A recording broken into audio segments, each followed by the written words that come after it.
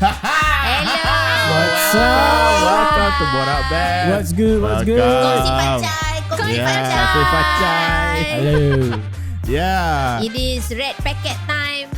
Red packet time. I Uh-uh. got red packet here for my son lah, not for me lah. But maybe next year, maybe I get. I don't know. Happy Chinese New Year to Happy Chinese people. New Year. Happy Chinese New Year. Lunar New Year. Happy Lunar Lunar New Year. Lunar New Year. Yes. Lunar New Year. Lunar New Year. Ya, itu dia. Ya. Selamat tahun baru. Tahun ni apa? Tahun harimau Tahun harimau lah. Ya. Hey, well. Itu bukan harimau. Itu apa? Well, welcome to Borak Bears. Welcome. Today,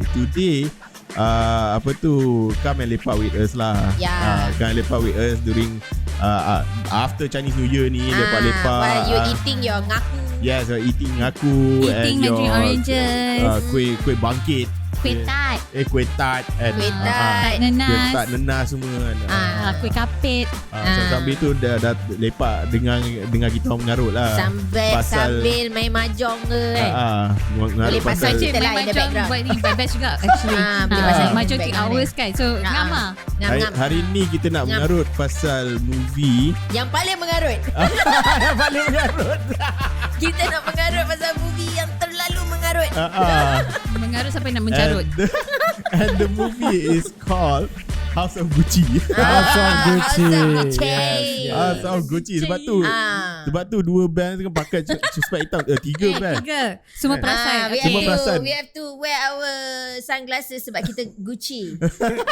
Kena ada wear style Gucci, sikit. kan? Style Gucci. High fashion kan. High fashion. Because fashion. Ini band just in case korang tak tahu. Siapa yang tak kenal Bear, begitulah rupanya. Kalau pernah nampak nak tengok beruang jelmaan, inilah dia. Yes, Ni yes. sebelah ni. Hari ni satu je. Lain kali kita tambahlah jemaah tu. Yes. Bebel lain semua kulit tengah dry cleaning. Yeah. Tapi- dry cleaning. Tapi Kita lupa nak introduce diri lagi sekali. belum lagi lah. Itulah pasal. Itulah sampai lagi ke introduction. Sekarang kita bel- introduce lah. Sekarang boleh just in introduce time lah. Just in time lah. Just in time. Ni apa tu before anything lah, come and find us dekat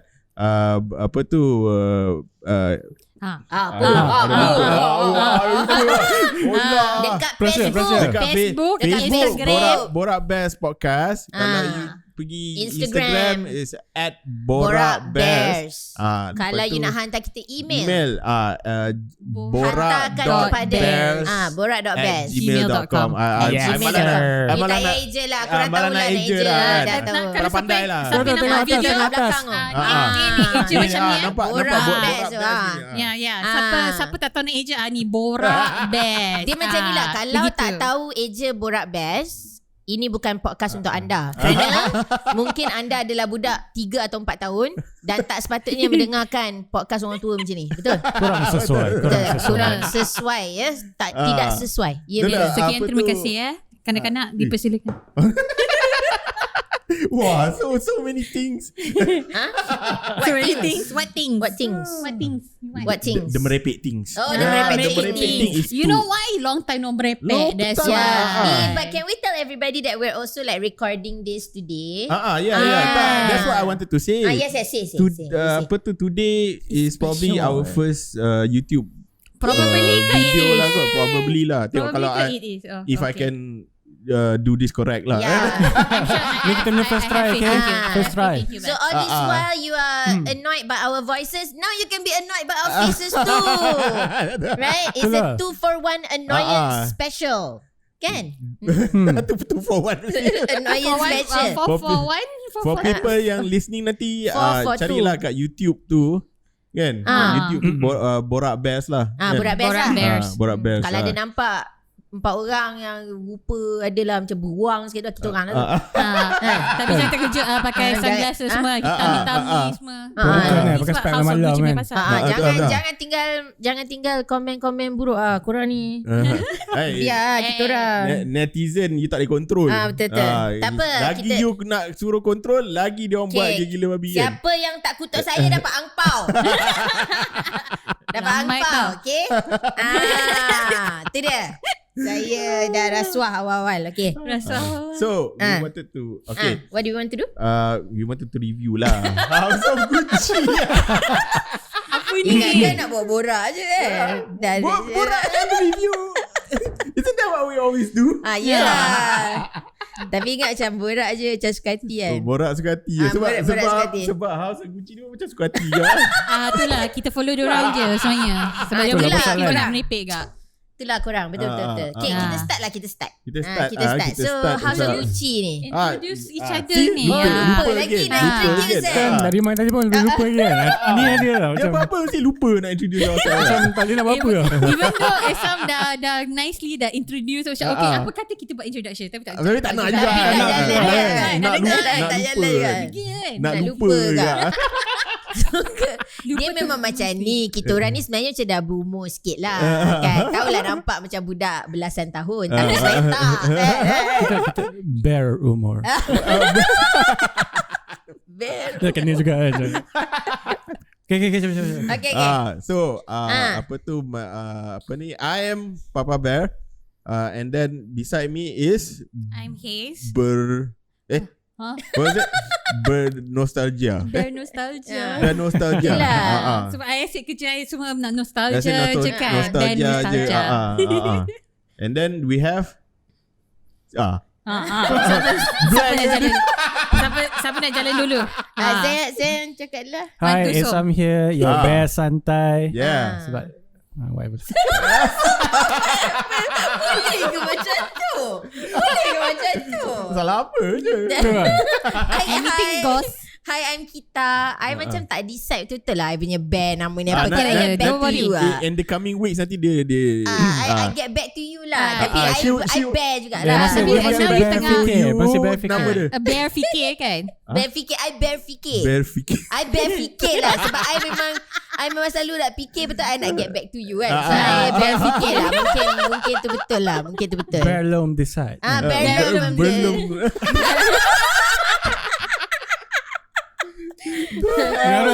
Masih bear fikir sebab belum Berlum. Berlum decide.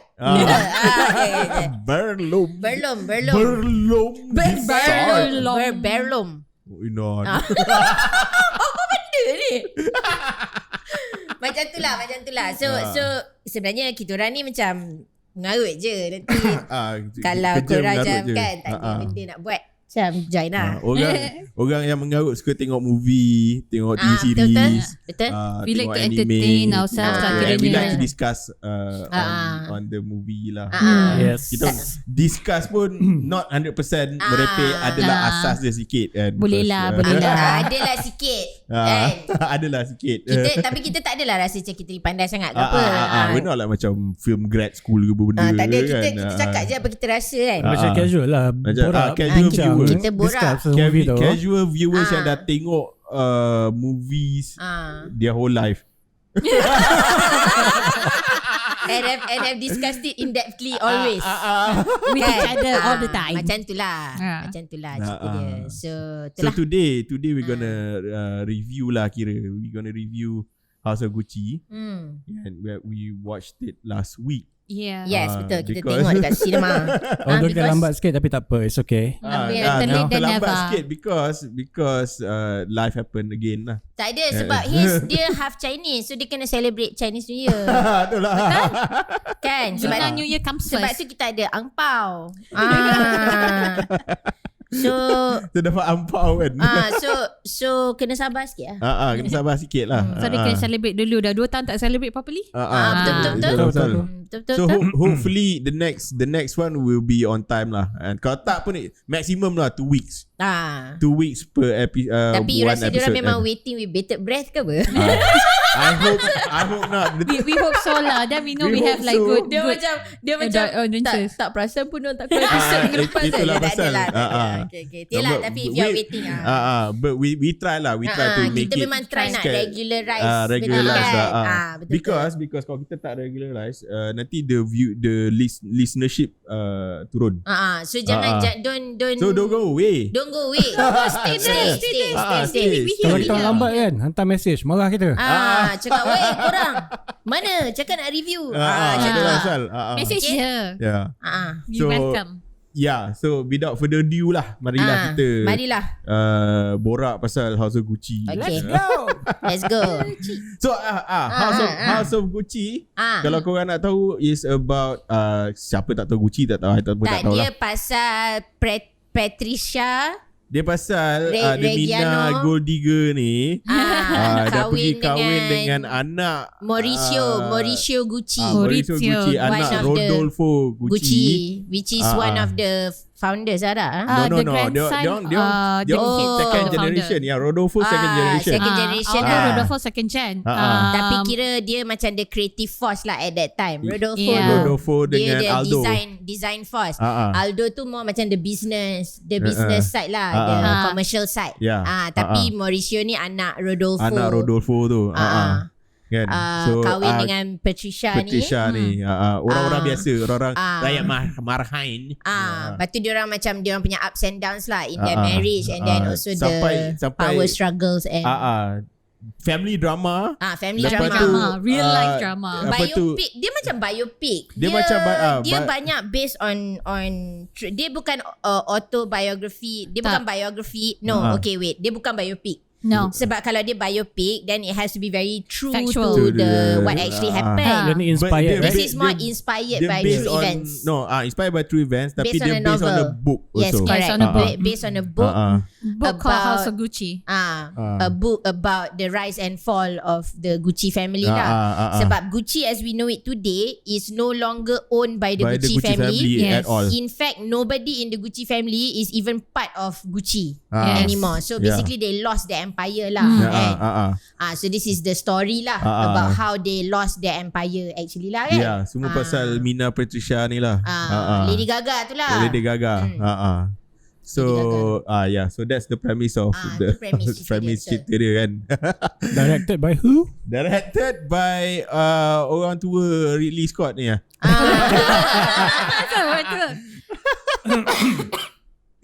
Directed by Ridley Scott, and then dia punya actors pun semua banyak top notch lah. Top notch actors lah. Lady Gaga, Gerard Leto, Kylo Ren, Adam Driver. Kylo Ren dah masuk dalam portal kan. Tiba-tiba dah 1970s Italy tau. Tapi we gotta talk about it lah. Sebab I pun rasa dia macam Kylo Ren coming to House of Gucci lah. Adam Driver dia kan. Kylo Ren in everything. Okay, dia Kylo Ren in everything lah. Adam Driver, lepas tu ada Al Pacino, ada Jeremy Irons, betul? Siapa lagi lah? Best lah. Dia punya actors semua A-list lah. Memang A-list gempak-gempak. Sama Hayat pun ada. Sama Hayat pun ada. Tu lah. Those are the main cast lah. Big names. Main cast. So itulah. Now macam mana I nak start tak tahu cerita pasal kita House of Gucci we ni, talk about the synopsis of it lah. Dah cerita dah. Tadi kita dah cerita pasal synopsis lah tadi.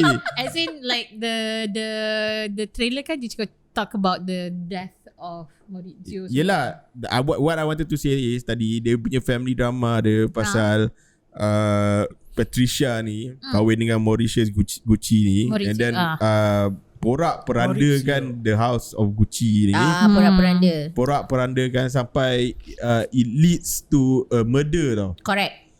By one of the members lah. I feel bukan je murder, tapi macam the death of so many, not because directly lah. The death of so many? Yeah, like although died in. You deep sangat ni betul lah. Itu byproduct lah. Byproduct. Basically she single-handedly brought down the whole family She destroyed the whole family. Betul. She destroyed the whole family. The whole family dynamics, the whole family tree. Semua benda lah rosak. Padahal before they got married, Dia orang okay je. Padahal before they got married, elok Semua okay je, tak masalah Padahal ke. je. Tak ada benda semua kan. Macam relax je kan. Jadi Mamat ni dah pergi kahwin dengan Mina Patricia ni, hancur porak-peranda. Porak-peranda kan. Porak-peranda lah. Tapi the interesting thing lah, cerita ni memang is kind of like soap opera lah. It is like super soap opera. I don't think it's kinda, I think it is. Memang soap opera. Tapi the amazing thing is that it is based on real events tau. Dia macam apa truth is stranger than fiction. Betul. Like how you would imagine one of the most prominent fashion houses in Italy punya family In the to world. be kan. And lagi like Italians memang very dramatic people kan. Very emotions run high semua kan. So I rasa memang it's like it's believable lah. And the fact that memang is inspired by true events and that something this catastrophic actually boleh happen dalam family macam tu kan. So benda tu memang betul lah. Betul lah. I punya macam tak boleh belah. Most of it is like gila, all this hundreds of years punya history wiped out just by one person. Memang terror Mina ni. Wah. Dia macam musuh dalam selimut lah. Dia macam kalau duri dalam daging.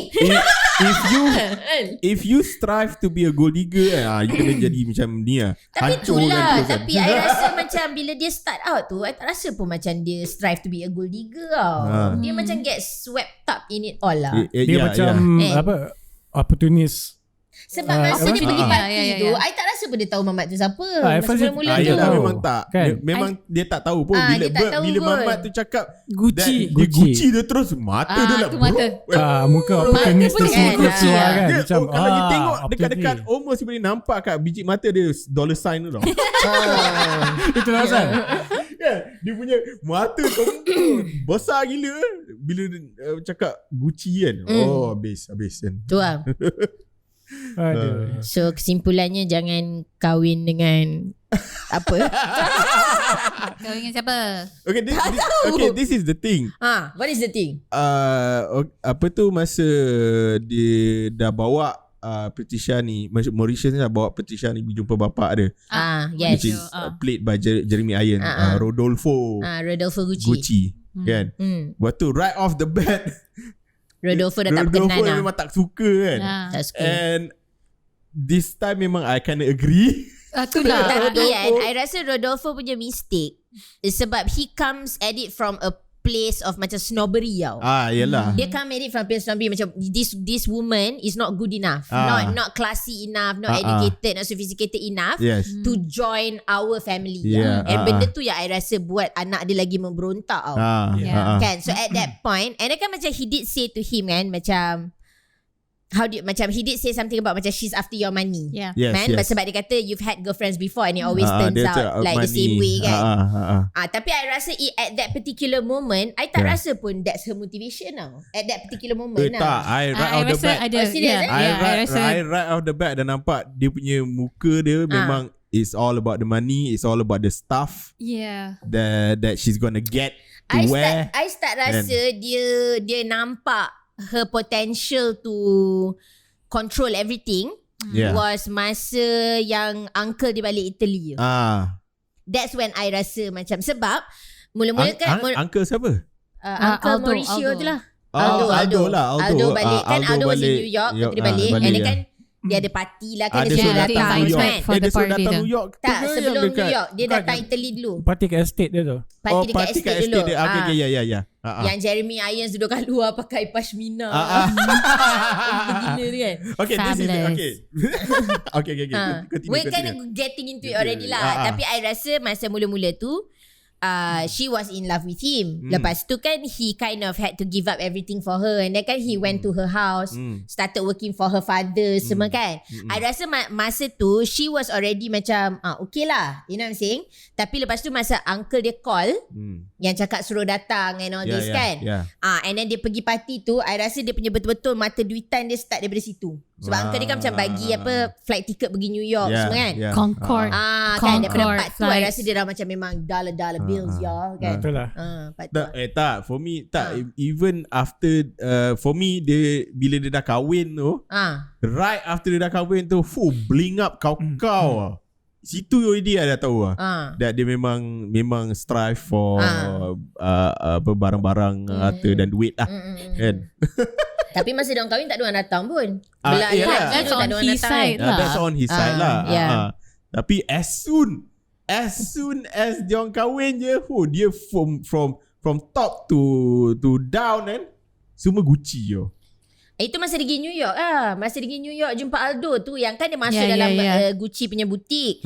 Lepas tu kan mamat tu kata, oh whatever you want, it's on the house. Daripada situ dia terus jual Gucci because you are family Gucci. Sebab I rasa macam she's not actually poor tau. Dia macam middle class. Dia middle class. Bapak dia pun ada business. Macam for her level, kira dia hidup senang lah, rumah besar apa semua. Tapi she's not fashion royalty she's not fashion royalty. Dia bukan aristocracy daripada segi macam old money, old family, duduk dekat villa kan. Not that level lah. Tapi middle class, dia tak adalah miskin. So kira macam she got swept up in all the Gucci. She got swept up in all the Gucci. I also feel macam she macam she's always this fabulous and she always wants this fabulous life tau. That's why dia macam this party girl that went out semua. Dia memang party girl. Actually itulah daripada situ pun it's like you tak tahu macam dia suka pergi party tu sebenarnya memang she's trying to snag herself. Could be somebody gempak ke apa ke kan. Sebab kan mula-mula kan dia masa dia jumpa Adam Driver for the first time dekat bar tu. Lepas tu kan dia tanya Adam Driver like she thought he was the waiter. No, the bartender. The bartender like who's your friend? Then kan dia kata Isabel ke benda kan. And she didn't know who the hell Isabel was kan. So then kan Adam Driver cakap no, is the owner of the house. Lepas tu she's like oh shit kan, dia tak tahu kan.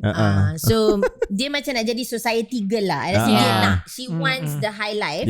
She wants to be in that set of people lah. Circle. In that circle lah. So macam ni lah, kalau korang bukan circle tu tak payah.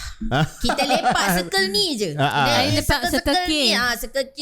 Lepak circle K je. Kita pergi Malaysia ni circle K kan. Kalau you burung pipit, you lepak burung pipit lah. Jangan lepak burung enggang kan. Jangan lepak dengan burung enggang. Burung pipit apa benda? Pigeon. Sparrow. Sparrow. Sparrow. Sparrow cool apa? Sparrow tu apa? Sparrow okay apa? Enggang tu macam lebih je. Enggang tu macam lebih. Peacock. Peacock kan. Peacock lampau. Itu extra lah. Rodolfo peacock lah. Tak. Anak dia tu. Apa? Jared Leto tu. Paulo. Itu betul lah. Itu lebih. Ya. Peacock is Paulo. Okay, jap. Kita dah cerita pasal burung. Okay, tak. One thing I have to say lah. The people yang play the orang-orang Gucci ni semua kan, not one of them looks like the actual person tau. Not even close. I rasa Patricia ada apa? Patricia sikit lah. Lady Gaga tapi ada. Jared Leto punya apa nama mamat tu? Paulo tu memang tak ada. Paulo tu original lain. Paulo. Nampak elok. And then Pacino pun Aldo tu pun not really Rodolfo yang cerita lah kan. Langsung tak nampak, tak sama kan. Tapi Patricia dia macam apa? Macam Mak Datin starter kit lah. Dia macam set template tau. Betul. Mak Datin the making. Dia macam kalau kat sini, kalau you nak jadi Mak Datin, you kena macam tu. You kena kalau no that didn't come out right. Wait. Why you teaching? Sekejap, I backtrack. Dia macam kalau you sebenarnya bukan Mak Datin. You bukan Datin, tapi you nak pura-pura macam you Datin. You kena macam dia lah, starter kit macam dia lah kan. Dengan the konon ala-ala Chanel punya apa suit yang macam skirt dengan jacket with the big pearls and then you know with the hair, with the handbag kan. The big head, the jewels and everything semua lah. And then okay, dia punya tak sama tu. Okay, biasalah bila you cast an actor to play the role is about the character kan. Tapi we agreed ni pun dia punya character macam over the top. Yeah, so I mean itulah, it's like you really okay, we need to unpack this film sebab I rasa macam the entire thing is just ridiculous lah kan. Dia ridiculous pada banyak segi lah. When we talking about the actors first and foremost, memang betul the actors. Okay, one thing I rasa the acting tak acting dia tak balance tau. Sebab macam some people everybody is acting in a different movie, I rasa. Dia betul macam tak balance. Dia macam ada yang underacting, ada yang overacting. Faham tak what I'm saying? Kan? Ada yang macam embrace gila-gilanya, kau nak flare kan. Ada setengah tu macam aku pun tak tahu kau dia cerita mana kan. Macam Adam Driver Adam Driver tu sorry Adam Driver kayu I don't care what everybody says Adam Driver is the one you say underacting. Dia memang underacting, tapi dia memang sentiasa underacting. Dia macam dia punya forte is underwhelming you kan, macam banyak orang puji dia berlakon macam kan dalam drama macam apa Marriage Story lah apa kan, kononnya macam stoic dan ada gravitas kan. Tapi sebenarnya dia one trick pony dia cuma boleh berlakon macam tu je. Dia tak boleh berlakon cara lain. Sebab dulu I pernah tengok dia. You ingat tak dulu ada TV series Girls yang ada Lena Dunham tu semua. That was one of the first few things yang dia berlakon tau. Okay. He was somebody's boyfriend, tak ingat macam tu juga. Kylo Ren macam tu juga. Serius. You cari series Girls tu sama. Kylo Ren emo. Ya sama lah. Tapi emo underwhelming, emo. Sebab dalam cerita ni pun bila dia dah start nak marah-marah tu macam Kylo Ren lah. Tak sama ke? Dia punya marah-marah emo rasa sama. For me beza dia kostum je lah. Satu dia ada lightsaber, satu dia ada topi bulu-bulu. Kalau cerita Gucci dia ada topi bulu-bulu kan? Tak ada. Sekali je. Yang topi bulu-bulu Patricia Lady Gaga. Sorry dia tak ada topi bulu-bulu tu bini dia. Tapi serius, I rasa Adam Driver, I'll just say it lah. Dia memang one trick pony. In my book I tak tahu. Maybe in the future he might change. I tak tahu. And then lepas tu Jeremy Irons is Jeremy Irons. Jeremy Irons is Jeremy Irons lah. I rasa dia memang this is the thing dia macam tak balance lah acting dia. I tak tahu. I rasa dia orang semua macam trying to do something else. Even Al Pacino pun macam I rasa Al Pacino dia macam tahu, aku dah tua, aku dah banyak duit kan, lantak muka kau faham? I'm like I just show up on set, I'm just gonna read these lines kau nak suruh aku berlakon macam over lah. And then most of the time he looks like he's drunk. Itu lah pasal dia macam jalan macam mabuk dia tuhuyang ke maybe the character yang dia main tu memang macam tu. That's the thing. We don't know seriously. That's the thing. Orang even apa tu, siapa yang came out kata that this like character assassination, Tom Ford kan. Tapi kau cakap tadi macam it was based on a book. Was he like that in the book? Tak tahu. Tapi buku dia from what yang I baca online semua, buku dia tak campy. Buku dia is just cerita pasal dia orang punya lives lah. So Ridley Scott saja nak buat campy. Okay, this is the thing. Ini tu cakap kita rasa sekarang ni kita punya discussion ni sebenarnya macam dia tak structured tau kan. Tapi I rasa you kena tengok cerita tu, lepas tu you dengar kita punya review. Sebab you faham tak? Rather than macam dengar kita dulu betul review, I tak tahu nak explain. Tapi cerita ni memang pelik tau. Dia tak you know what I'm saying? I mean everybody here knows what I'm saying, but the people at home have no idea what I'm saying because I watch movie. Dia macam supposed to be macam heavy drama apa semua. Tapi yang dia kita rasa kelakar. Dia macam tu lah. So basically for me it's like the best dark comedy of 2022. Serious. But the problem is it's not supposed to be a comedy. Exactly. It's not supposed. I don't know what it's supposed to be. I tak rasa Ridley Scott is so nyanyuk to the point where dia tak sedar yang dia buat cerita campy. I rasa dia memang nak buat cerita tu macam campy dan macam maybe macam melodramatic. Okay, I think that was his intention now. Tapi itulah it didn't even become that It just became really funny It's like itulah. This movie deals with like macam murder and destruction of a family. Exactly. Dia macam it's murder, betrayal, very heavy subject.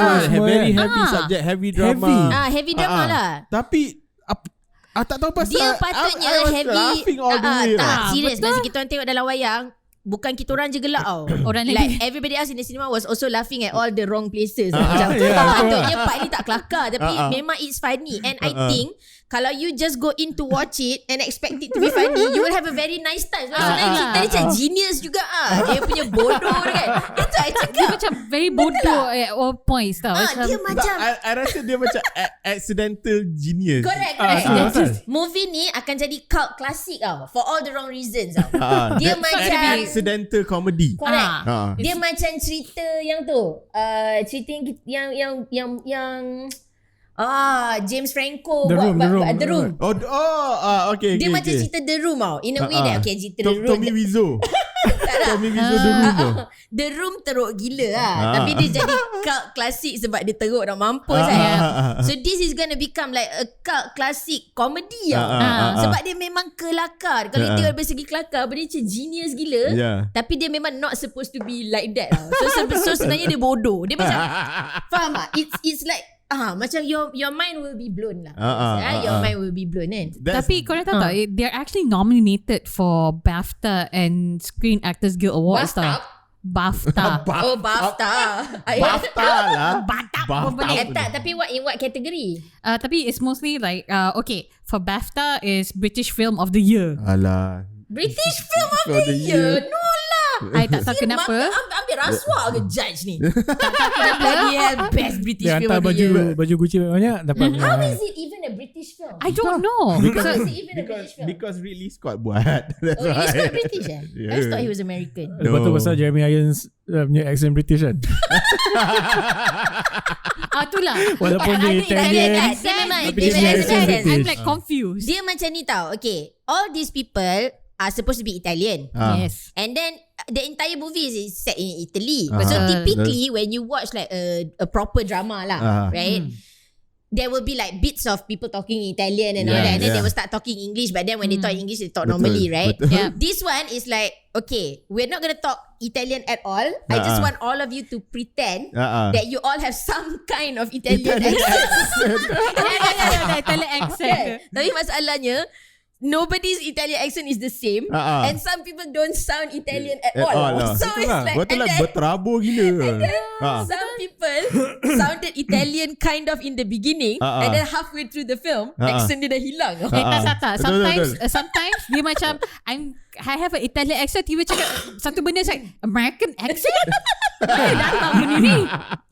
So the accents alone macam throw you off macam kau-kau. Sebab macam it's like, okay, and then it's like, and then the actors diorang macam tak boleh nak berlakon properly because they are like, it's like they have to emote in a really bad accent. Macam you faham what I'm saying? Accent tu It's macam so kena unnatural. on, tapi macam diorang tak fully grasp the accent fully tau. Macam dia tak sebati tau accent dia.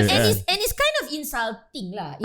It's kind of insulting to Italian people, I feel. I mean, just imagine if a bunch of like Hollywood people made like a Chinese story, and then macam they use all like actors who are not really Chinese. Lepas tu everyone speaks English with a Chinese accent. Imagine how bad that would be. It is so offensive.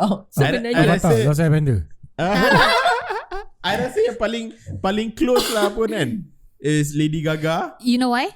Lady She's Gaga part dia Italian. She's part Italian. She's part Italian. Lady Gaga memang Italian, tapi dia American born Italian. American born Italian. Tapi itu pun she's very close. Tapi itu pun at times I rasa dia bunyi macam gypsy. Memang betul. Dia kelakar. Jeremy Irons not even trying. Jeremy Irons is like, fuck this shit. Kan? Macam I'm not British Italian. accent. I'm just gonna speak the I'm not British even accent. gonna try lah. I'm just gonna be me kan. Lepas tu Salma Hayek is just confused tau. This entire thing kan. Yang best sama Hayek tu macam tiba-tiba. Salma Hayek is like macam Spanish. out of nowhere. Macam so Spanish. Dekat Italy ni tiba-tiba satu orang Spanish ni kan. The rich fortunes Kan. And then Gypsy macam fortunes. dia punya accent pun macam tak boleh pakai. Lepas tu si Adam Driver punya accent Memang tak. sekejap ada sekejap tak ada. Memang tak that one. It's pretty horrible lah. And from an accent point of view, it's like super horrible lah. And then of course lah, my best character dalam movie ni is Jared Leto. Oh no. Pavo, I like his. No, I was like really thinking about about Jared Leto tau. Okay, so you know how people always, banyak orang tak suka dia. Like a lot of people think he can't act, right? And I think the problem with him, he also has an enormous ego tau. He's really really arrogant and super full of himself tau. So benda tu doesn't help lah. And I think he fancies himself a method actor. Fancy himself, but he always end up becoming macam super caricature-ish. Dia macam tak ada gravitasnya. Dia tak ada, you get what I'm saying, right? Dia macam tak ada depth tau. So kan dulu masa dia berlakon Dallas Buyers Club, he won an Oscar, right? Pasal tapi kan that one memang you can feel the acting there. No, that's why, because it is a very caricature type. Macam he's not playing like a white straight man. Faham tak? He needs to play roles yang macam is very typecast. Okay, you are a transvestite living with HIV. Dia akan lean into tau. Dia lean into the role. So macam ni, it's like you are the loser kan, the loser son of this empire who is like betul-betul tak guna. So dia lean in kau. Dia lean in. Macam I'm sure in his head he's giving you like bloody best performance, macam Oscar worthy performance. Tapi sebenarnya he's so great in it because he's so bloody funny. Betul tak? Like he's just ridiculously over the top punya funny. That's true. Dia punya best sampai sebab dia funny. Itulah. Exactly, sebab dia funny, bukan sebab dia macam, you know what I'm saying? Like it's funny lah. Like if he was trying to be funny, I think he made it. You know he looks like apa tau. With all that prosthetic, memang tak nampak macam muka dia. Tak langsung lah. Exactly. Also tak nampak langsung macam like the real person. Sikit lah. I don't know where the they inspiration where they going with the face tau. Macam apa benda ni? Ada sikit. It's just like macam No, the thing is macam Paulo, the pictures that they show, Paulo punya muka is actually more cleaned up than that. Dia macam for this movie, dia macam tambah more pounds, making more messy. Macam botak. Tak, memang he had receding hairline. Tapi rambut macam tu. Memang rambut yang bawah-bawah tu taklah terlebih macam tu. Tak, because I rasa dia orang base it on this Italian yang salah. They based it on the wrong Italian. It's like we're gonna spend millions making this film with all these A-list actors, tapi our makeup department accidentally use the photo of the wrong Italian now. So that's why now he looks like this. Dia pakai apa tau? I rasa dia base dia punya look tu on Mario.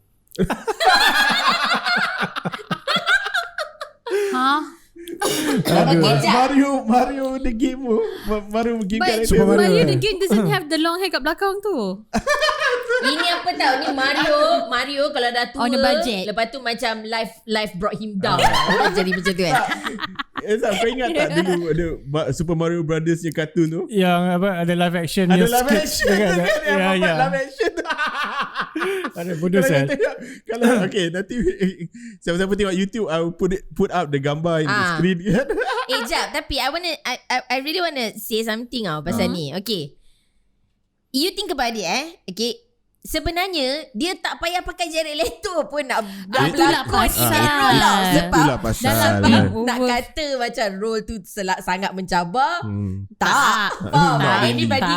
Anybody can dress like an idiot and be an idiot. I mean seriously, right? And be just like an idiot and be a disappointment to the family. It's quite easy lah kan. And you can actually find an actor who already looks like that, who's actually Italian, who can actually berlakon. Kalau you can't get an Italian pun, since sekarang ni pun they don't really care whether they're Italian or not. Tapi masalah, you can find an actor who looks like that tau.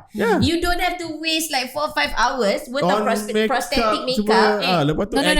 The reason why they do this is so they can get a BAFTA nomination for best makeup. But it's so weird. That is so weird. It's like, okay, let's take this guy. Let's take this like slim white guy and spend like hours putting makeup so he looks like a old pouty guy, just so we can win a makeup award. I said this, the entire premise of this film is ridiculous. But I have to say though, the makeup is spot on. Power lah. Okay. I know the makeup is spot on, tapi it's unnecessary tau. That's the caveat lah. It's unnecessary. Actually, masa going into this movie, I forgot that Jared Leto was in it tau. Sama. I cuma ingat Al Pacino, Kylo Ren juga kan, Adam Driver kan, Lady Gaga, and then I forgot that Jared Leto is in the movie. So throughout the whole movie, I didn't know that was him though. Oh, serious? I did not know that was him sampai With the same. I tak tahu sah. Okay, I after know. the movie. Tapi because I was aware. You guys were aware. Then after the movie, you guys cakap Jared Leto macam, mana? That's the thing. I macam throughout the whole movie duk fikir macam siapa pelakon ni? Macam who's this guy? Macam he's familiar, but tak siapa lah kan? Betul. I didn't know it was him. So memang power lah prosthetic tu. Also I think I don't know what they were trying to achieve, tapi macam that prosthetic tu kan, yang dia dapat buat something tau, dapat make the character look miserable tau. Which character dia akan go through. But the problem is you can find a miserable looking dude that is also true, who also already looks like that, and then you're doing all these prosthetics on a dude for no reason. Pasal it's like bukannya dia seorang je boleh main role tu. Gila orang role tu macam for real lah. Orang lain pun boleh pakai. Kalau I cakap, kalau you ambil lah Jeremy Irons kan, main that role instead, I tell you it would be different tau. It would be ada gravitas I rasa. Sebab sebenarnya Paulo tu dia ada emotional complexity tau. Tapi Jared Leto does not play him with emotional complexity langsung. Jared Leto memang play like I said lah, very caricature-ish tau. Macam like a buffoon. Macam buffoon. And then it's like, but I also don't blame him because I rasa macam it's really hard to act when you don't have that kind of accent. Tiba-tiba kau nak mengarut dengan accent tak tahu accent ke mana kan. Kadang-kadang bunyi macam Russian. Kadang-kadang bunyi macam Russian. Tak, when he wore the jacket memang nak macam Eastern Bloc macam tu lah. Yes, oh my god. Bila dia dah go into like more modern times, lepas tu tiba dia dah pakai macam 80s punya parka shiny purple colour. Tiba-tiba dah macam Russian mobster zaman 80-an lah. Betul? I macam, jap, aku tengok cerita apa ni? What happened there kan tiba-tiba. So it's like basically macam I think it's like even the best actors in the world cannot save this show because basically it doesn't know what kind of show it wants to be. Like nobody knows what exactly is going on. Dia macam part Italian telenovela. If there is such a thing. If there's such a thing kan. Lepas tu apa ni, part konon biopic tapi tak jadi. Lepas tu you throw in this macam drama yang tak jadi. Correct. Dia tak jadi tapi jadi komedi. Yes, betul. Kan? Lepas tu tiba-tiba ada murder pula lagi kan. Tak, itu paling best lah. It's like okay, I tak pernah tengok cerita, serius cakap you I tak pernah tengok cerita in the 4th act. Dah nak CP dah nak habis kan. Tiba-tiba kita campak je like satu murder yang macam tak ada head or tail kan. Kita campak je benda tu. Lepas tu macam it was so badly done tau. Even that was so the planning of the murder was bad. The actual murder was bad. Lepas tu macam aku tak tahu, I don't get the point. Macam tak ada lead in langsung tau. There's no desas-desus about anything tau. Tiba-tiba je. Like in the last act lah. Memang it was towards the end of the movie dah. Dia macam they kind of like forgot that there's a murder at the end. Betul macam oh shit there's a murder. Kita kena shoot pasal murder ni kan. Dia macam everybody is so consumed with trying to speak in the Italian accent, they forgot there was a murder lah. Saya dah sampai ujung-ujung tu macam alamak, ada tinggal 10 minit je lagi runtime ni kan. Cepat sekarang kan. Lepas tu at the end terus macam keluar kredit je kan. Lepas tu tulis lah this apa ni seberapa tahun years lah. Lepas tu macam what the hell kan. Habis macam tu je kan.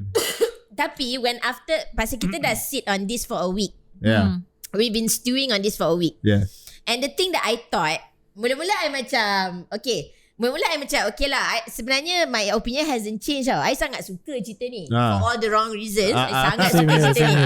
Memang I sangat suka. I rasa dia memang best gila. Tapi like I said lah, not for the right reason. Not for the right reason. But now when I think about it kan, sebenarnya kalau dia actually betul-betul buat benda ni macam heavy drama, ni dah boleh jadi macam level-level Goodfellas, Godfather punya level lah. Betul. Sebenarnya kalau dia kalau dia follow through, kalau dia follow through, sebab dia dah ada semua recipe ni. Correct. Macam I have not seen a really good Italian mafia movie in such a long time, and we love those kind of movies. And this could be like the fashion mafia, like you show us the cutthroat world. So that's why the world is very cutthroat. And then you have the family. Correct. Everything and is there. Intrigue and you know the infighting. Kan? It has all the recipes for like a really good macam crime heavy lah. drama thriller-ish movie lah. Dia macam mana dia nak jadi macam tu, sedangkan dia punya orang yang bunuh Mauritius tu pun selenga. Mauricio. Bukan Mauritius. Mauritius is somewhere else. Mauricio. Memanglah Mama tu selenga. Kylo Ren je. Kylo Ren. Mama yang bunuh dia tu pun selenga. Macam mana nak jadi Mama jual pizza. Memang dia tak, they're not anybody. Diorang tak, masalahnya in pizza real life owner je. In real life, walaupun maybe memang in the real story pun Mamat tu memang tak ada apa but they could have shown it better in the movie lah. Betul. The whole way that the killing was set up pun macam unless tak memang betul macam tu tau, bodohnya murder, you know what I mean? Tiba-tiba got that right kan? Tak, murder bodoh tak apa. Yang time dia dengan Salma Hayat nak pergi plan the murder. I don't get it. I've never kat kafe mana tak? Kat kafe macam kat tengah hutan. Boondocks mana tu? Macam ada warung kan. Ada warung tu kampung warung lah. Disgruntled waitress macam anak take espresso, who has absolutely no reason to be there. Macam faham tak? Dia macam I'm just here as a prop lah. Macam kau nak lead in scene je, aku nak kena bawa kopi kat kau so that this conversation can start tau. Tak payah pun So to our listeners semua, sorry dah lambat ni nak cakap, it's full of spoilers. Spoilers lah. It's full of spoilers because in the trailer pun dah spoiler kot. Bukan, because you can look it up kat Google because this thing really happened. Itulah. I mean based on a true story. Tapi I rasa this is the kind of film yang macam sebenarnya tak ada spoilers pun. Pasal the murder is so underwhelming and so unimportant to the entire film. Betul lah. Macam you're not wondering who killed him. You know who killed him. You know who's gonna kill him. You know who's gonna kill him. And that person is not even important until the last 10 minutes of the movie. And then Mama tu pun mati katak macam tu je. Dia kena bunuh pun tak rasa the weight of dia punya Tak ada. Tak ada. Kan? Mati macam tu je. And then tahu Lady Gaga tu dah kena caught. Macam tu je lah. Kan? Dia memang macam tak make sense. Dia macam dia okay. Lepas tu lagi satu kan, I rasa yang kelakar kan, macam it honestly feels like Ridley Scott benci sangat orang-orang fashion tau. Doesn't it feel like that? It kind of is like he is mempelekeh kan. Macam dia macam make fun. Make fun of all the fashion. Apa tu? It's like he has no respect for his subject matter. Bila dia cerita ni dia kan, mentang-mentang it feels like that. It feels like that, right? Mentang-mentang Gucci ni semua dah tak ada kan, all the Gucci family semua ada lagi. You know the family semua tengah ada anak-anak cucu-cucu Gucci tu semua masih ada lagi. Yelah, adik-beradik Gucci tu still ada tau. Patricia tu ada lagi. But the subject matter semua dah tak ada. The main ones except for Patricia itulah ada apa tu. Paulus adik-beradik semua ada lagi. Paulus adik-beradik semua ada lagi. Paulus adik-beradik ada. Paulus himself tak ada. Tak ada. Paulus tak ada. Paulus dah tak ada. Dia basically wrote Sukati based on the people yang dah mati. No, but that's the thing, right? It really feels like he thinks that their lives is one big joke. That's how it feels. Yes. When you watch this film, kan, it doesn't feel like an artistic choice. It doesn't feel like he's doing this as an artistic choice. It actually feels like these people are they're so macam not, macam their lives are so frivolous and they are so frivolous that this is the depiction that I want to give of them. Mana tak frivolous. You tengok part scene kononnya Al Pacino tu datang jumpa Jeremy Iron. Okay, Al Pacino main Aldo Gucci. Lepas tu Jeremy Iron is Rodolfo Gucci. Dia adik-beradik kan, who holds the company kan. Lepas tu si Al Pacino tu datang nak jumpa Jeremy Iron. That scene scene itself bila dia masuk kan, bila Al Pacino masuk kan, I punya gelak. I tak tahu pasal lah gelak. Tapi bukan Zora, orang lain pun gelak. Lepas tu I ada baca like another review dekat internet yang macam international punya review pun calling out that moment juga. Macam Jeremy Irons looking fabulous kan, looking fabulous in the garden with his pashmina blowing in the wind kan. So macam it's not just us tau. Masa dah wayang tu semua orang gelak part tu kan. Bro relax kau kat rumah je. Lepas tu yang best apa, part time tu diorang discuss serius gila. Dia cerita pasal the future of Gucci. The future of Gucci. Baiklah balik dengan Mauritius tu. Mauritius tu kan. Because they had a falling out kan. So patch things up lah. But the conversation is very serious tau. Tapi I bergelak macam kelakar gila tengok muka masing-masing. Tu lah, memang tak. You macam tak boleh, you cannot take anything in this movie seriously. Betul. Dia punya part-part yang supposed to be serious tak kelakar. Masalahnya dia macam you, and then you don't feel for anybody macam semua orang macam faham betul. Macam inconsequential lah. The entire thing feels macam a sketsa. That's why I feel like I feel very wrong tau nak gelak in this movie, but I can't help myself. Betul lah pasal. Betul lah. Betul. Aku rasa the only character I was invested in was Paulo. Itu pasal dia kelakar. Pasal dia bodoh kelakar tau. Tak, there's some cute moments lah for him kan. Macam kan part yang dia datang jumpa Jeremy Irons cakap he has a whole collection of designs. Lepas tu kan Jeremy Irons sekolah kan dia kan cakap macam I think you're very good at mediocrity kan. It's like I've never seen anybody excel in mediocrity like you. Macam oh my god, such an insult. That scene dia macam kelakar gila. Dia macam burn burn kelakar. Tapi it doesn't come across as macam serious ni. Macam this is a serious thing. It's very comedic. It's shot very seriously tau. Tak, but it doesn't feel like that. It just feel like a big comedy. Dia memang rasa je comedy. Dia dah macam level-level Benny Hill tau. Dia macam apa, cerita a story and caliber macam ni about murder, betrayal dan semua tu kan. Macam it has no right to be funny tau. Exactly. Tapi but it's ridiculous and it's funny. Dia macam that's why I like it lah. It kind of feels like patutnya feel dia more macam okay lah kalau kita cakap macam heavy drama, more macam American Beauty tau. You know, it kind of feels like it has to be shot in that super opulent way dengan cinematography yang gempak gila, and then you see this the overness of the world is more the opulence of how they live. The costume, everyday and everything. The houses kan, dia punya ridiculousness of wealth and prestige.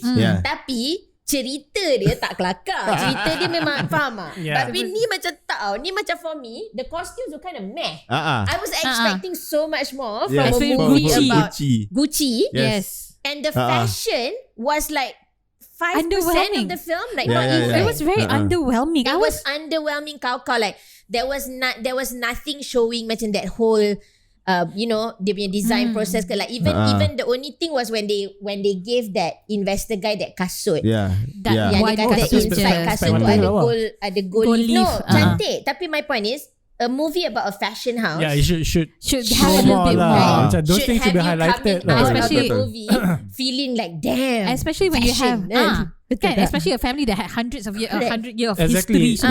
Dia kena macam mana tau. Macam benda tu kan, for example macam all this baju-baju kasut kan, macam in the background tapi sentiasa tune all the way. It should be like that tau.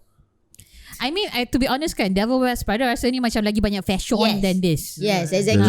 And that is just a fashion magazine kind of thing. Ni family of Gucci, tak ada apa-apa. And macam you don't even get to have any backstory on these people. Langsung tak ada. Macam you masuk-masuk terus, you're kind of like in the middle of their lives. And then you're just following them on a very surface level. You don't really understand what the conflicts are pun. Tapi sebenarnya that's why it's like that. Sebab the lady who wrote the book, she doesn't have any insider information. So dia macam ambil from like surface level je. Like what she sees was going on. A really bad book and then people pay you to make a really bad movie. Petik sini, petik situ, petik sini buat kan. Besok I nak tulis buku pasal Arthur and the Knights Round Table. Aku pergi Wikipedia suka hati kan. Lepas tu belasah tulis kan. No, but that's the thing, right? Like you want to watch a movie like that also to understand the origins of this family kan. And that could have been done through dialogue, through like Betul. you know seeing Rodolfo betul. Dengan ni kenapa seorang duduk kat Italy, kenapa seorang je yang pergi US kan. Kenapa Maurizio ni was never interested to be part of the family dynasty. Nothing nothing. Dia memang macam just macam comedy of errors. Throw you in there. It's like this is a house Gucci, this drama going on inside, then tu je lah what's going on, then that's all. And then the drama pun then didn't happen until he got married. Drama dia pun underwhelming sebenarnya. Drama dia pun macam, you think about this woman, macam yalah she's wheeling and dealing.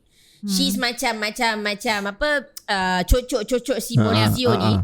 Tapi macam even that for me was like super underwhelming. Macam you don't really see him breaking under that pressure ke apa tak. It was all just very on the surface. Dia when she poke Mauritius pun Mauritius again.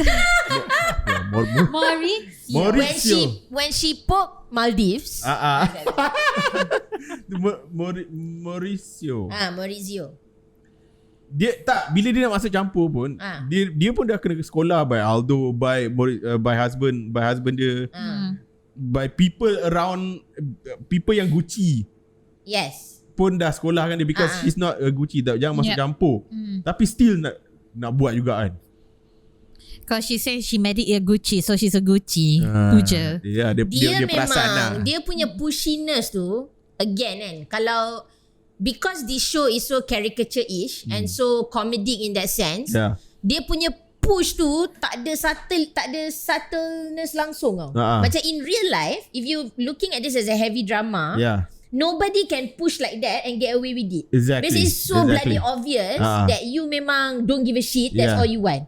So kalau you tengok cerita betul, she must have done it with a level of finesse tau. In real life, I mean. There must have been a level of macam her being very loving towards Maurizio, being very pally dengan his uncle in the beginning, you know, because they slowly started bringing her into the fold kan. And obviously they are notoriously close family. Tak senang you nak infiltrate family macam tu. Tapi the way they did it with her macam gila, macam there's no tak sembunyi agenda dia langsung tau. So I rasa she just threw it out there. Memang nampak sangat dia nak buat apa kan. Nampak sangat tau. Dia punya macam, faham tak? Even when the first time dia pergi Gucci kat New York tu, tu dia tengok bag lah, dia tengok ni semua, dia macam, oh, you can have anything you want. Oh really? Tapi macam gila, tapi macam she was expecting that already macam. And then yang dia pergi kecoh-kecoh, pergi macam Petaling Street dekat New York tu, betul backfake semua kan. Lepas tu tengok nak mengamuk kan. Macam, oh, this is bad for business. This is the Gucci legacy. Can't be done. So macam, overnya. The owner themselves pun tak peduli. Yang tiba-tiba kau nak peduli. Apa hal lebih lah kan. Tapi everybody dalam cerita tu lebih-lebih lah. Macam, I mean, Lady Gaga paling lebih-lebih. But I gotta give it to her lah. Yes. Betul lah. She basically makes the show watchable lah for me kan. Macam kalau tak ada dia, memang I rasa it wouldn't be what it is lah kan. But it will still be funny juga. It will still be funny. But she itulah, ya Allah, it's so hard to review this film. Sebab it's like she played the role well. If she was acting in a dark comedy that is over the top. If she was supposed to be acting in like a very high stakes, high drama, she didn't do well at all. So dia macam you kena tengok dia tu on two levels tau. Itulah. I was expecting it nak bagi rating pun susah ni. Macam ini mana? rating pun. Itulah, because we are all expecting it to be like this high tension drama semua kan. Tapi walking out macam ni macam dark comedy lah. Okay, I macam ni. I punya rating senang je. Kalau this was meant to be a very opulent high drama macam tragedy kan, I bagi 1 lah. 1 out of 10 paling basket lah. Really a tragedy at all. Okay, Kalau this was meant to be a campy over the top dark comedy, I bagi 10 out of 10. Faham tak? That's my rating. Betul. Sebab I still feel like I would watch it again because it's so bloody ridiculous. And I actually after it's like 2.5 hours long, korang. Like panjang gila. Betul. It is so indulgent. But then you don't feel the time because you're laughing all the time. Tapi I would actually watch it again tau. Sebab I rasa cerita dia memang kelakar. I pada wayang tu I macam terhibur. Terhibur. Tapi tak, I terhibur tapi at the same time I'm confused. Itulah pasal. Because macam am I supposed to feel like this ke? I salah, I'm watching this wrongly ke apa? That's why when we went out of the movie kan, I tanya you, Ridley Scott dah menyanyuk. dia try to make a dramanya movie jadi komedi dia nyanyuk sial. Tak, but did he explain himself like was he trying to make a comedy or was he trying to make a drama? No, I don't think he's trying to make a comedy. I think he's trying to do something serious. He's trying to do something serious. Then again, Ridley Scott ni sorry to say lah, macam his last few movies lah macam kiok sikit. Dia dah macam wild card sikit dah. Yeah, exactly. Macam tak tahu dia punya headspace The Martian The last movie, The Duel. Last Duel. Itu kita tak tengok lagi. Tak tengok. The Last Duel. Tak tengok. What was the one before it? Orang cakap The Last Duel tu actually okay. Tapi it bomb kat box office because tak ramai orang pergi tengok. Waktu dia mengarut sebab dia marah, dia cakap generation ni semua generation handphone apa semua. Tapi kan. I baca somewhere orang cakap Last Duel tu pun campy ke? Is it? It's not campy like House of Gucci lah. Tapi dia ada sedikit camp jugalah. Well, kalau you cast Matt Damon and Ben Affleck dalam English setting, tiba-tiba dia orang cakap macam American campy kot. Lepas tu ada coloran juga kan.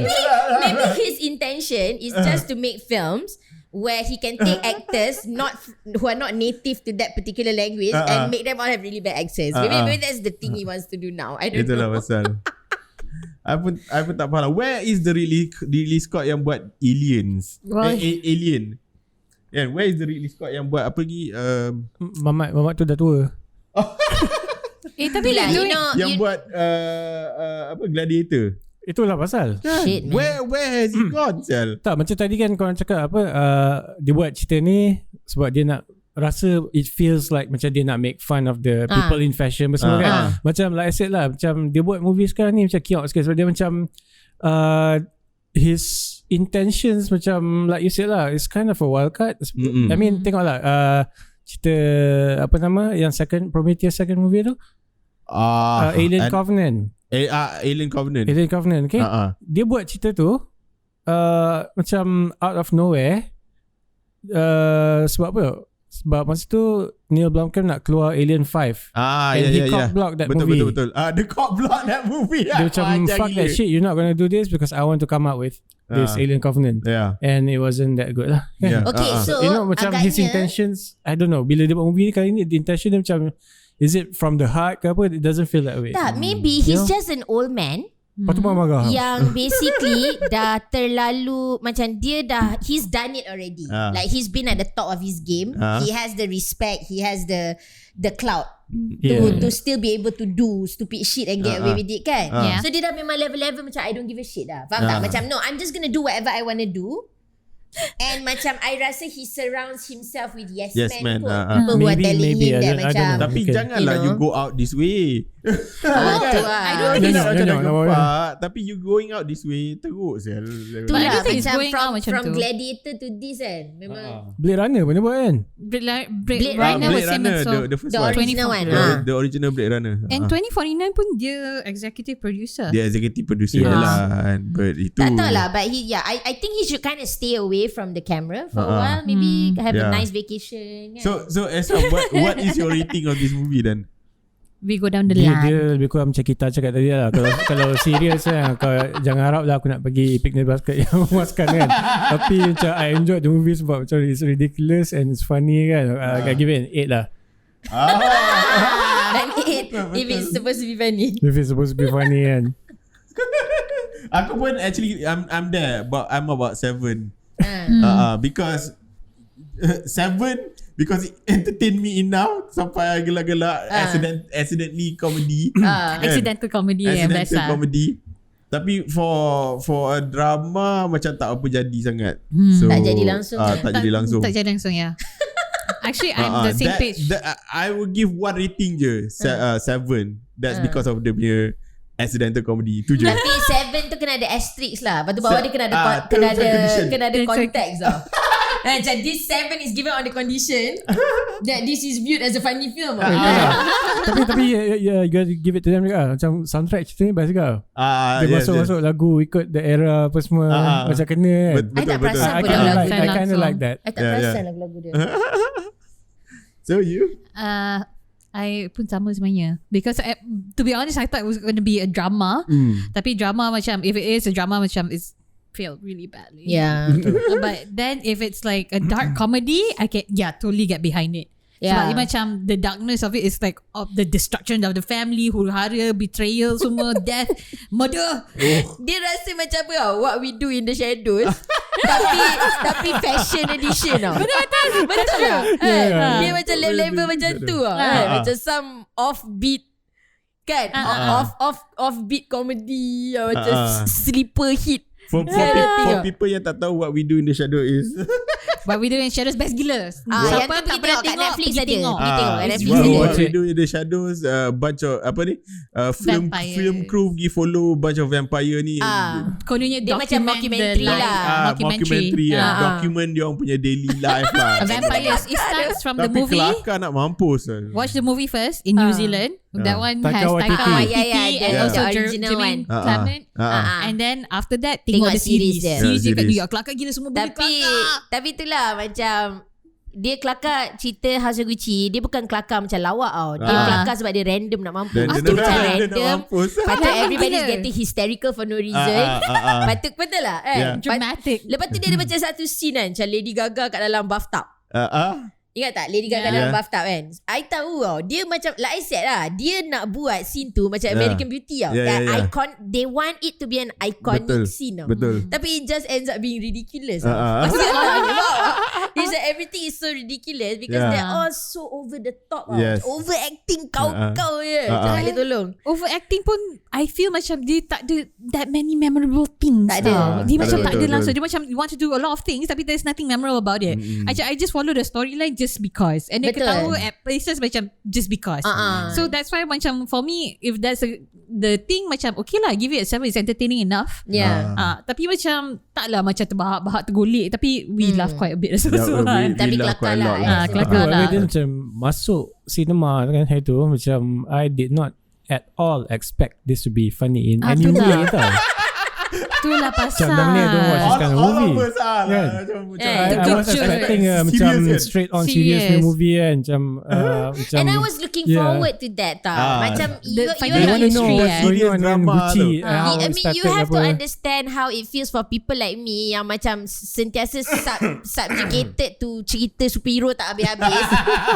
And it's like, you know, where are the mystic rivers of this time? You get what I'm saying? Like I just want one really nice heavy drama or even like a heavy crime thriller show. Yes. Kasihlah aku satu lah. Setahun bagi aku satu pun jadilah. You know what I'm saying? So I was actually kind of really excited to watch this film because I thought this would give me that heavy drama that I wanted. Tapi give me a comedy instead lah. I'm not complaining. It's fine. Not complaining lah. Tapi just disclaimer, the Gucci family semua disown everything that happened in here. Oh my god. So everybody's so pissed off. Of course. Just FYI for the listeners lah. Sebab memang macam dia hater kan macam when Tom Ford saw the movie, he wrote a really scathing review tau. One of the earliest reviews lah. I think dia tengok screening ke apa.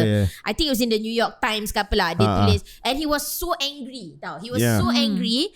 And what he wrote was memang dia tak mince words lah. Dia memang cakap like, you know, you have reduced these people to nothing and you have disrespected them apa semua. And then masa tu I ingat macam okay lah sebab he kind of got his start with them. So maybe he's just feeling overprotective. Tapi after I see the film, I macam understand where he's coming from 100% lah. Macam I think if you were ever part of that family, this is the most offensive film that could have been made about your family. It is so bad. It is so bad. Sama dia, yelah because dia pernah kerja dengan the Gucci kan. Personally know them. kan? Yeah. So kalau tengok dia orang portray themselves like macam tu, marah kot. Especially Paulo kan, gila macam tak apa-apa. I mean, Tom Ford was probably the only person in the movie that was portrayed as a normal person.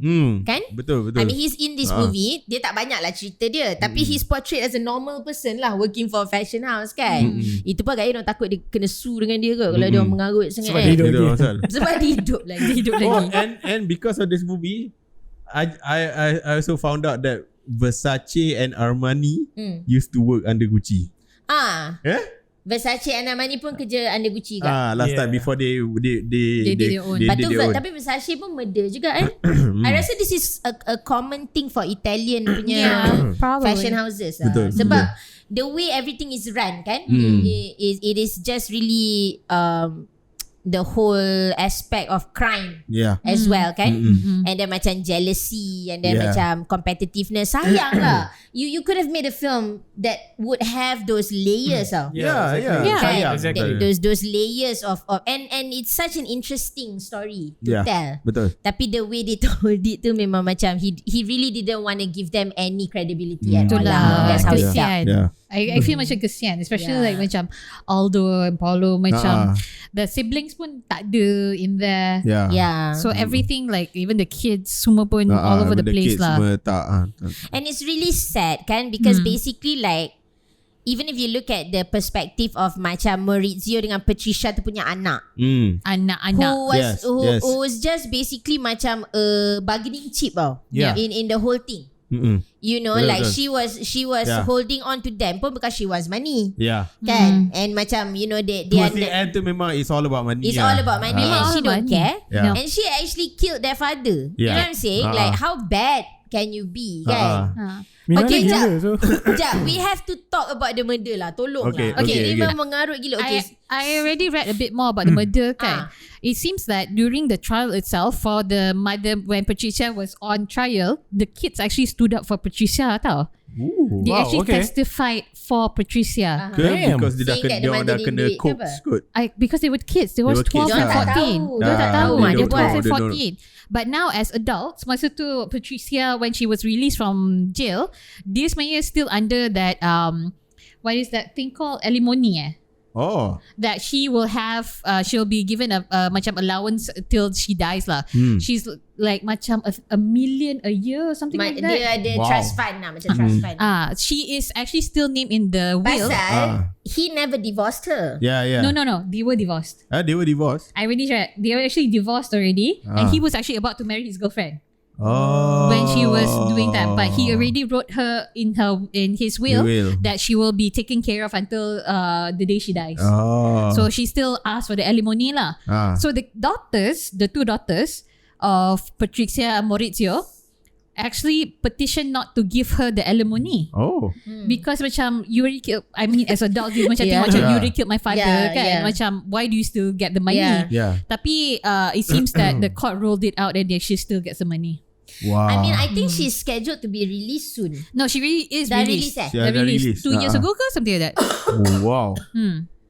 But the way they portray the murder in the film is so bodoh. Ya Allah, memang macam tolonglah. Dia macam mana tau? Dia macam ni lah. Kalau memalukan kalau you suruh budak 9 tahun lah tulis a murder scene pun, I say you can get more creative than whatever. No, I'm pretty sure the murder happened like that. Okay, it's fine, right? Broad daylight, come out of the car, simply shoot people in the street. Itu macam standard Italian mob punya style lah. Standard Italian mob punya style. Tegur dulu kan.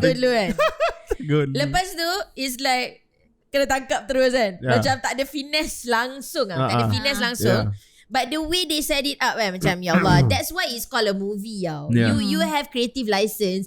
At least kan part yang at least yang part yang Patricia nak pergi cari orang to kill him tu, at least make it a bit more interesting lah. You got one scene where it's basically Salma Hayek yang I pun tak faham apa role dia dalam cerita ni. Dia macam fortune teller But it seems that Pina she is apparently the one yang I say cucuk Patricia Patricia But tu. it wasn't shown though. Ah. It wasn't shown. It was just shown like she's just some lovable Disney sidekick tau dalam cerita ni. Tak, she dig her claws into Patricia juga to get the money from her. Sebab dia yang bawa, nampak kan, dia pergi spa together, pergi No, holiday but that's together. what I mean. It's like you need to read up to realize that that's what she was doing. Yeah. That should have kind of been apparent in the film. Yeah. Tak, okay, for me it was apparent because I can see her macam enjoying the life, minum wine together. Tak, memang dia enjoy dia lah. Tapi I tak nampak dia cocok. I tak nampak like her being the puppet master, making Patricia like this. Because I tak nampak macam she's just supporting macam she's just kan taking tau, advantage lah. Macam okay, you be close to me lah, I reap the rewards. Tapi macam it wasn't super apparent that, you know what I'm saying. Betul. And the whole thing, even bila yang macam even her role dalam Patricia nak bunuh laki dia pun macam tak ada benda. Macam kau kenal tak siapa yang boleh bunuh laki aku? Okay, jom kita pergi warung Pak Abu. Kita jumpa mamat ni, dia buat pizza. Tapi dia daripada Sicily, so dia memang biasalah bunuh orang ni. Macam tu. That's what it feels like. It actually feels like that. Diorang dua tu Patricia dengan Salma Hayek punya karakter tu, macam every time on screen feels macam apa tau, macam rom-com from the 90s. Betul rom-com from the 90s. Betul. Lepas tu part yang sebelum diorang nak, masa diorang baru je sampai tempat warung tu, yang dia nak jumpa pembunuh tu, and they are wearing like warung Italy. tapi serius kalau tengok memang macam Dia warung. macam kedai kopi tepi jalan kat kampung mana tau. Lepas tu they are both dressed in like really gaudy macam leather jacket, macam matching leather jacket. Nampak je kelakar. Everybody laugh tau part tu. Pasal they actually look macam baci. Macam romantic comedy yang macam two wives yang nak pergi heist, nak tangkap husband tengah cheating tau. Exactly. Macam tu tau. Memang betul terasa macam komedi. Lepas tu bila diorang duduk, tiba-tiba mamat tu dia datang macam okay, you can kill him kan. Lepas tu macam okay, 600. You said 500 kan. Tiba-tiba macam kau haggling about the price tu kan. Nego lah. Nego. 6 million apa benda. I was completely blown out by that scene now. Sebab macam wow. Padahal tu scene macam kau nak set up nak bunuh orang tau. Itulah pasal dia tak ada feel langsung kau nak bunuh orang kau. Tak, I rasa macam that point kan, dia macam haggling, macam kau ni nak pukul orang je tau. It's not like macam actual murder. Tapi cara Lady Gaga haggle pun macam pelik tau. You perasan tak macam 500 macam ni kan. Tiba-tiba macam I was so confused tau tengok scene tu. I have to tell you, I was so confused gila. Lepas tu make sure you don't miss. Saya macam shit, dia betul-betul nak bunuh But you don't believe them. You don't believe them actually. Dalam that scene, you rasa mula-mula like the entire scene, towards the end baru you macam serious lah dia orang nak bunuh ni. Sebelum tu it kind of feels like macam it's from another film. Lepas tu dia orang macam cut, letak dalam cerita ni tiba-tiba. That's how it feels lah. Macam pelik gila. Macam spin-off of the movie, macam it's like Adventures of Patricia and Pina. I'm half expecting to see an Adventures of Patricia and Pina. Betul lah. I would kind of like to watch that as a TV series. Macam kan off kilter gila. Garut. So itulah dia. So that's everything that is to know to unpack about House of Gucci lah. So if you guys are confused, the funniest movie of the year. You can Google everything lah. Listening to this podcast, kita orang pun confused dia. Sorry lah. Confused tengok movie ni tau. Kalau tak tengok lagi, pergi tengok lah kan. Tapi serious, I rasa I feel tengok lah. It's entertaining. It's memang tengok really, please. Tapi you tak boleh lah masuk dengan mindset macam you're expecting to make any of this make sense. Tak boleh. You kena pergi macam you just want some random laughs. Yes. And to see really good actors speaking in very bad accents. Kan? I rasa that's okay. Worth the admission price lah. But also I guess it depends on the person. If they can find it funny lah. Kalau you like really random humor, random kind of dark comedy humor boleh kot. Kalau you suka slapstick ke, memang tak lah. Manalah tahu dia masuk tengok macam drama kan. Sebab kita dah hype cerita ni macam cerita kelakar kan. Tengok macam kita tak betul kan. Dia masuk kita tak kelakar pun cerita ni. Tapi tak I tengok macam some reviews, orang lain punya review, macam international reviews, banyak orang cakap kelakar. Yelah. So I tak adalah rasa macam kita je rasa kelakar. So people yang mana masuk rasa tak kelakar tu just just so you know lah, ada segment of the people yang tengok Rasa Kelakar. Which is dia mengarut lah. So macam kalau ridiculous lah. Dia ridiculous lah. I think we're laughing more because it's ridiculous and nonsense. Dia doesn't make sense kan. Dia ridiculous random tau. Sebab tu dia kelakar. Dia bukan kelakar sebab dia joking. Dia tak joke langsung. Dia tak serius joke lebih-lebih. Except for Paulo. Paulo tu macam joking. Dah lah dia joker dulu kan. He is the joke. He is the joke. Paulo is the butt of the joke. He is the literal butt of the joke. And if a joke had a butt, it would be Paulo and his face. I suka dia punya best line in the movie kan. Don't mistake chocolate and shit. Chocolate and bullshit. It might look the same, but it is very different. It is very different. And then trust me, I know. I macam bila masa kau rasa benda ni macam kenapa kau boleh tahu beza bodoh kan bila cakap macam tu kau imagine dia pergi makan tai kan. So it's funny lah. Aku punya gelak part tu aku tak boleh belah sel. Itu lah. Aku gelak that part. Macam you a real true blue Gucci know the difference between chocolato and bullshit. Tapi itulah macam I kind of feel like they wanted that to be funny, right? Yeah. It was obviously a joke, right? Yes. I'm not sure now. You know what I'm saying? Like, but it was really funny. It was really funny. Okay lah. Wait. I tak tahu. Okay, I take back my recommendation lah. I macam malas nak recommend so tengok cerita ni. Asal pula? Belakang tak ada. Nanti belakang kalau people don't appreciate that kind of humor, lepas tu dia masuk, they have to sit there for 2.5 hours lah. Sebab I rasa kalau you tak appreciate that kind of humor, you duduk 1.5 jam, you dah caw kot. I don't think you're gonna stay for the whole movie. Betul. Cerita dia memang mengarut lah. Mengarut. Tapi mengarut yang best. Mengarut best for us lah. Best for us lah. Best for us lah. I mean dia punya kononnya the love story pun just start tu kan. Rasa pelik gila. Dia juga love story dia pun set up dia teruk gila. Macam the whole way that they fell in love and she put her phone number on his Vespa punya cermin. Tak romantic langsung. It was so rushed. Exactly. So rushed. Tapi another thing kan, there's no timeline tau. Macam messy gila. Messy. Dia macam tiba-tiba tahu macam it's a few years later anak dia dah besar. Macam what the hell is going on? Betul lah. Dia macam time jump kau lah, suka hati je kan. Dia memang cerita suka hati lah, I rasa. I mean you can time jump tu kan, macam the only way nak tahu kan, this guy tiba-tiba rambut dia macam ni dah. Rambut pendek, rambut panjang. Alah, tengok baju Patricia je, you know the decades. Tiba-tiba ada anak. Dia macam structure tak ada, subtitle pun tak ada. Subtitle tak ada Subtitle tak ada.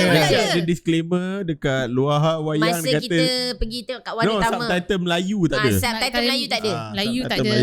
So whoever yang nak pergi tengok nak ada subtitle Melayu, movie ni tak ada subtitle Melayu. Yang kat OU tak ada lah. Tapi tak tahu lah tempat lain. But Jessie punya tak ada. Kan you tengok Jessie kan. TGV kita tak so tahu. kita orang agak, kita bincang pasal benda ni tadi, kita orang agak macam orang yang buat subtitle bahasa Melayu tu, dia tengok cerita ni mengarut sangat.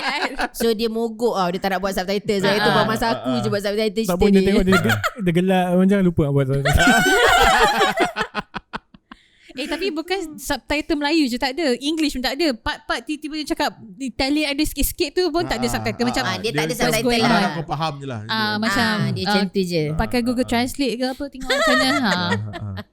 So that's it. That's the end of our review. Yes. So hopefully next week lah we have another one lah. Yep. We try to make it regular lah nanti this time. Kan. So I have a movie suggestion to watch for the next podcast. What is it? Fresh Dispatch. What is French Dispatch? Fresh Dispatch. Wes Anderson movie. Yes. So let's review that for the next one lah. Boleh. Itu confirm tak random? I hope not. Sekejap. Wait. Itu ada possibility random kan? Wes Anderson confirm random. Tapi dia whimsy. And dia whimsical. Tapi dia punya structure tau. Structure cantik. Sebab whimsy dia is intentional. Ini bukan macam tiba-tiba macam kau buat tak apa benda dah. Tiba-tiba macam it just happens to be funny. Macam accidental funny. Accidental funny. So okay guys. Alright. Thank you for listening to Borak Bears. And tune in next week Yes. For the next podcast. And subscribe to our YouTube channel. Subscribe to the YouTube channel. Subscribe. Like and subscribe and hit the notification button. And hit ding ding ding. Jangan lupa share. Share dengan kawan-kawan. Jangan lupa share juga. Yes. Okay, to all our listeners and viewers, good night. Good Thank you. night. Bye. Bye. Bye. Peace.